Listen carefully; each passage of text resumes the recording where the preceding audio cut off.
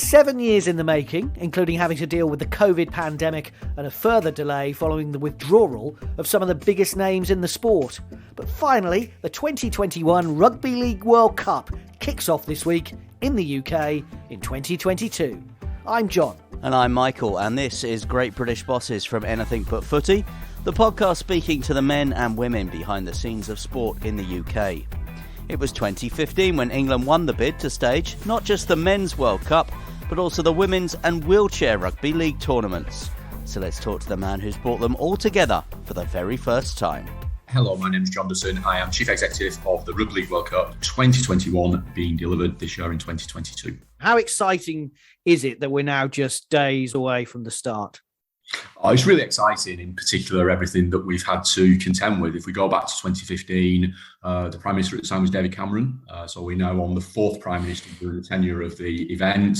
We didn't have Brexit in the plan. We didn't have a global pandemic. We didn't have war in Europe, a cost of living crisis or postponement. And we've had to contend with all of those things, as have many other people in the world. So it's great to almost be at the start line.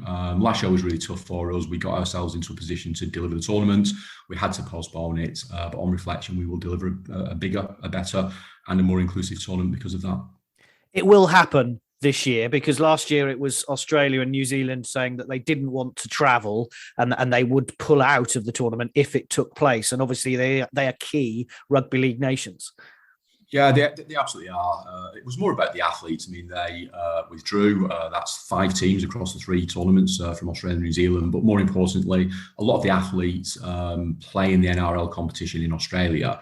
And we were faced with a decision that we could have carried on, but we'd have excluded some of the world's best athletes, and we just weren't prepared to do that. So the tournament will happen, absolutely. We live in still uncertain times. We live in a complex world, but that's why we've seen with the Women's Euros, with the Commonwealth Games, bringing sport live on the BBC, and we've got every second of every game on the BBC. Events are quite special, and it's a celebration. It brings people together. So it starts very shortly, but so much to look forward to. And I can't wait. You touched on it there, and let me expand on it. But with all the issues in the world at the moment, a cost of living crisis, a war in Europe, why are sporting events still important? Why do they still capture the public imagination? Why do we need them? I think a number of reasons. First of all, unscripted drama. I think only sport can create that, and we've seen some amazing moments. What happened in the Women's Euros final, what happened in the Cricket World Cup final in 2019, what's happened in previous Rugby League World Cup semi-finals. But more than anything, it brings people together, and it's the ability to come with family and friends, to experience sport and to create some amazing memories. And I think we all remember lockdown, where we just weren't able to go inside a sports stadium, and how we felt about that. So I think it is an international sport, not as tribal as club sport, but the chance to come celebrate and be there for the experience as much as what happens on the field of play. I live in Darlington, so I'm kind of on this cusp of North Yorkshire, County Durham, North East. So rugby league is very much part of the heartland where I live, but this is very much not just about the north of England and venues in the north of England, is it? No, it's a celebration. We want to celebrate how great the North is and some contemporary, modern places in the North. We're starting our tournament in Newcastle. We've got all 3 finals in Manchester in 24 hours. We are going to Middlesbrough, to Tees Valley. We are going to York and to Leeds and to Hull. And we are going to some towns in the North that perhaps would not stage a World Cup in any other sport, but mixed with that, Coventry, London, etc. So, just the chance to celebrate people and place. No stereotypes here in our tournament in Rugby League. This is the biggest tournament in the sport's 127-year history, and we want it to be a celebration. And you mentioned the 3 finals. It's the first time that the men's, women's and Rugby League wheelchair is all coming together all at the same time. It is.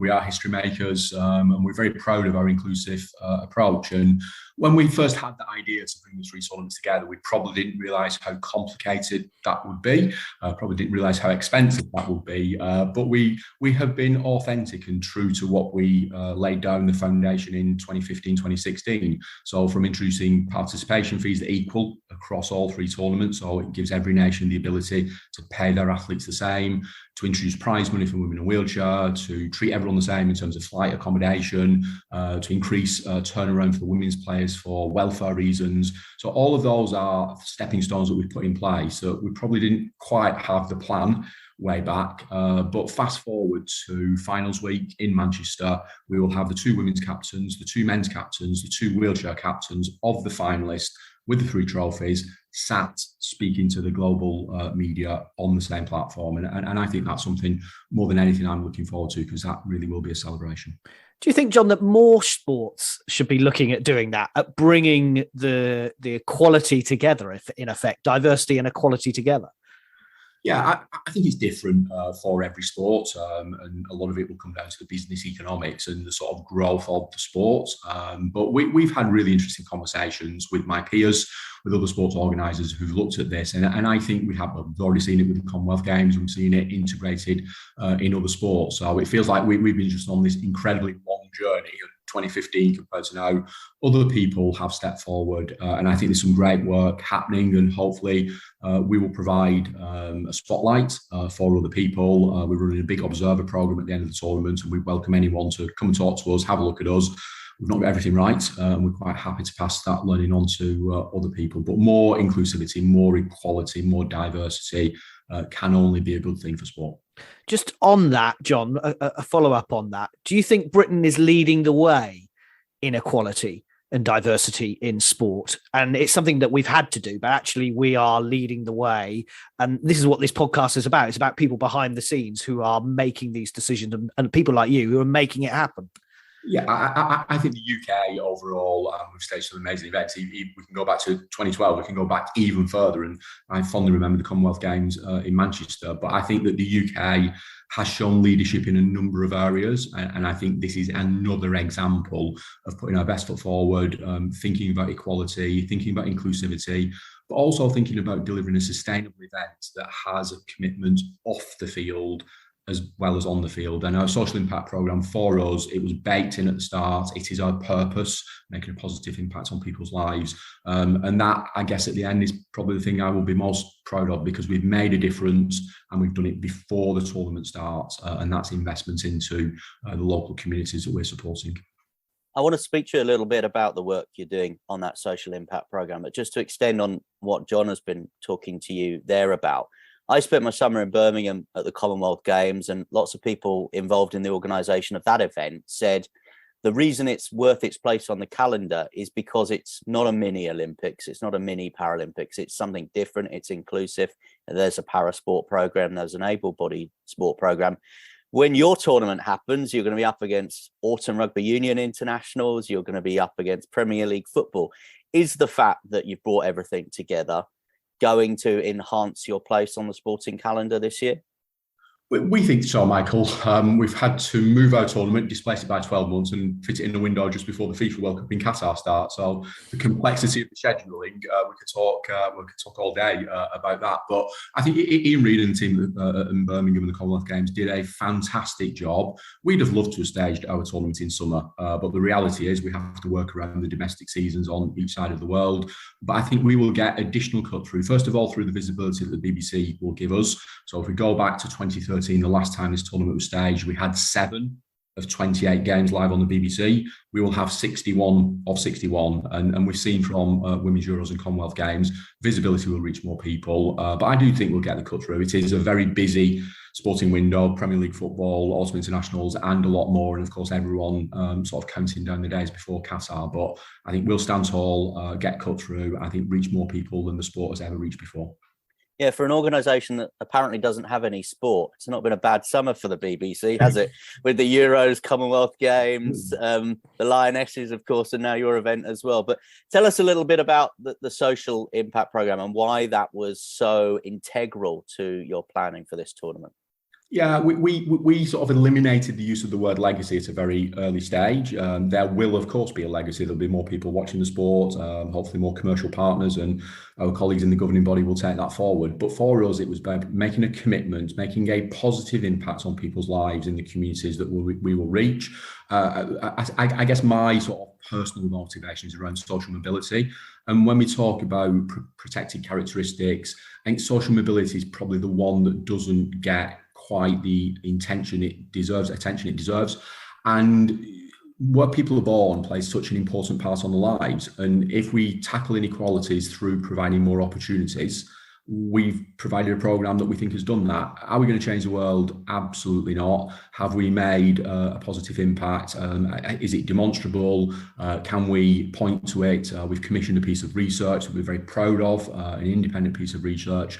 And effectively, it measures memories, it measures people's experiences. It's a qualitative analysis as well as a quantitative analysis. So social impact, whether it's bricks and mortar, new community facilities, whether it's a mental fitness programme, whether it's arts and culture, to sort of summarise, it's just making people smile, it's making people happy, it's giving people something that they've probably never had before from an opportunity perspective. And yeah, it's definitely been a big part of our journey. This is Great British Bosses from Anything But Footy. We're talking to Jon Dutton, the head of the Rugby League World Cup. Jon, we want to talk to you about your career and how you got here as well, your journey. But just to finish off on the Rugby League World Cup journey, because it has been, as we've said, quite a journey so far. The wheelchair rugby league, that's different from what we would have seen in the Paralympics. It absolutely is. It's still indoors, five-a-side, but a mixture of disabled and non-disabled athletes, men and women playing together, and effectively the same as the running game, just shrunk down into an indoor arena. 80 minutes, full contact in terms of tackles, pass the ball backwards, kick the goal with an arm, but we see all the same characteristics of the running game: physicality, dexterity, skill, speed, and yeah, so much to look forward to. We really encourage people to have a look at that when the tournament comes around. And we've mentioned the Lionesses a bit earlier. The fact that the Rugby League Women's World Cup is taking place as well. Another huge couple of weeks for women's sport. It absolutely is. We start with England versus Brazil. Brazil are making their debut, the first ever South American team to take part in the World Cup. We kick that off in Leeds, and we want to start off with a full house in Leeds, live on the BBC, and then that to be the countdown to the women's finals, which will take place on the same day as the men's finals at Old Trafford. So the women's sport here is on a huge growth in terms of that trajectory. But I think the same is for women's rugby league, and our colleagues at the RFL have done a great job in investing into the domestic game, and hopefully we'll see that sort of perpetuated and lifted on an international stage. Let's talk a little bit about you, Jon. We're not far away now from the start of the competition, so I guess everything's done. You and the team are just sat up, feet up on the desk now, just waiting for it all to kick off, aren't you? Absolutely, Michael. Yeah, absolutely. Look, we are focused. We're a really small team. We've had some challenges. We've lost about 60% of the workforce through postponement, so we've had to re-recruit a lot of people. But we've got a really talented, really dedicated team who are working very hard and just making every day count and trying to just work through time zones. Obviously, this is an international tournament. A lot of my work is actually with Australian colleagues. But yeah, we've got some super people and really focused, determined, and being relentless at the moment. I'm always interested, actually, with events like yours and the workforce, this kind of transient workforce, if you like, that go from event to event. And I guess you have a bit of a battle, don't you, with other major events, whether that was the Euros or the Commonwealth Games, to get the right people in the right key positions, whether that's media, commercial, safety, whatever it is. It's definitely been a challenge, and I think that the events industry, like everything else, has been affected by the global pandemic, and I think the industry has lost some really good people. But yeah, we've been, I guess, in competition with other events. We're based in Manchester, so that also presents some thoughts for some people. We've got a very young workforce, but we've also surrounded ourselves with some really experienced people, and we've actually set up a very small team in Sydney as well, so that we can deal with what's happening 12,000 miles away. But it's been an interesting challenge, Michael, to keep the team together for such a long period and have that sort of what happened through postponement and the mass displacement that gave to us. So, John, the fact that you said you're such a small team, from your role in particular, does that mean you're more hands-on and more into the detail than, say, previous roles that you've done? Yeah, probably. I would regard myself as a strategist and a complex problem solver. But I think now we're into the period of just roll your sleeves up and just be relentless and get on with it. I think managing relationships, partnerships, we've got really significant investment from UK government. So that is my role. But now we come to a point of whatever needs to be done it has to be done. The time now is very precious to us. And also my knowledge of the sport as well has been, I guess, helpful and unhelpful for some people, because it's enabled me to offer some insight where it's been needed. Clearly, you are a fan of the sport, and does that matter? Do CEOs and leaders have to be experienced in the sport they're leading? No, I don't think so. I think hopefully my skills are transferable in the same way as we've seen the leadership across this year and also last year. It helps me to inform some of our younger teammates and some with less experience in the sport just because of my background, but that's a sort of added bonus rather than something that I believe is essential. I think the facets of a leader now are, as we discussed before, a complex problem solver, someone that can build relationships, someone that's a good communicator, and someone can keep the ship going in the right direction, manage the budget, manage the risk, and all of those things. So knowledge of the sport is, I love the sport of rugby league, and it's an absolute privilege to be doing my job, but I think someone else could do it equally as well without that in-depth knowledge. How did you get to the position that you're in today? Was sports administration, was leading a team to set up a major international event something that you were always driven towards?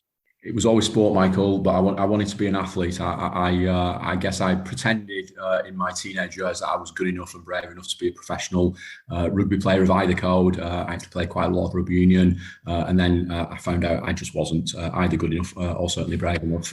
So career in sports administration, degree in sport management, and I'm now 27 years into my professional career, working in golf, football, cycling, and now rugby league. So it's an absolute privilege, my role, and I'm going to enjoy every one of these last few days until the end. And yeah, just so many highlights of my career. You still play? I don't. I am a season ticket holder. I think I'm in my 44th year of watching my hometown team. So I watch an awful lot of the game, but my athleticism extends to marathon running. That's what keeps me fit and keeps my mind occupied. Just to wrap up then, John, what's the future for Rugby League World Cup? You would hope that this would kick it off for the next decade. We all hope so, John. If you go back, the men's tournament started in 1954, so it is the second oldest sporting World Cup after the FIFA World Cup. It's had a checkered history. I don't think anyone in the sport would dispute that. I think 2013 was really significant. 2017 built on that, but we hope this tournament will really catapult the international game to where it could be, and that's going to involve some more hard work, the commerciality, but at least the platform that we're creating, the visibility that we will get, and of course the unscripted drama and the ability to provide that platform for some incredible athletes. We hope it's going to be a really transformative moment for the sport of international rugby league. Two questions more from me, John, before we wrap up. Your draw was made by a prince, a dame, and a legend, Catherine Granger, Jason Robinson, and Prince Harry. Is he going to come back for the tournament? Are you going to see him there? I suspect not. We had a wonderful moment in January 2020 at Buckingham Palace, Prince Harry's last official engagement when we conducted our draws. We have welcomed the new sports patron, the Duchess of Cambridge. We look forward to hopefully seeing her at some of the games. But Jason's still with us, Catherine's still with us. They'll feature heavily in this tournament. And it just shows, doesn't it, what a long, incredible journey that this has been for everyone involved. And this country's certainly shown this year that it can host major events. And there's this bubble about another Olympic bid for the UK. So you, Ian Reid of Birmingham 2022, are you ready to launch the Northern Powerhouse UK Olympic bid for 2040? I'll certainly wear the flag for the north of England. I'll let Ian do the rest of it, Michael. But isn't it fantastic that we've had such a summer? We've got our events to look forward to, and then many more events that are going to come to the UK. And I just think that's why the UK is absolutely leading the world, despite the geopolitical challenges that we all face.